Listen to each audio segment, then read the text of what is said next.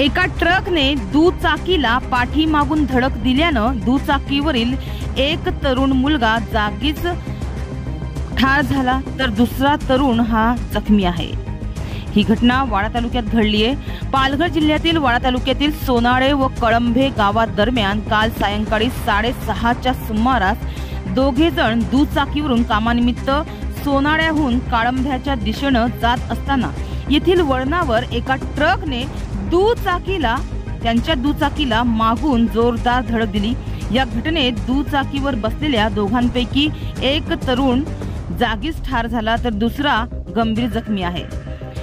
करण घाटाळ वय वर्ष 21 असे मृत मुलाचे नाव आहे तर अरुण शरद वाघ वय वर्ष 21 हा गंभीर जखमी झालाय। त्याच्यावर वाडा ग्रामीण रुग्णालयात प्राथमिक उपचार करून त्याला अधिक उपचारासाठी पुढील उपचारासाठी ठाणे येथील रुग्णालयात हलवण्यात आलं आहे। हे दोघे सोनाळे खुर्द गावठाण येथील रहिवासी आहेत तर ट्रक चालक ओसामा अली शेरखान वय वर्ष 20 याला गावकऱ्यांनी पकडून पोलिसांच्या ताब्यात दिलं आहे तर अधिक तपास वाडा पोलीस करीत आहे।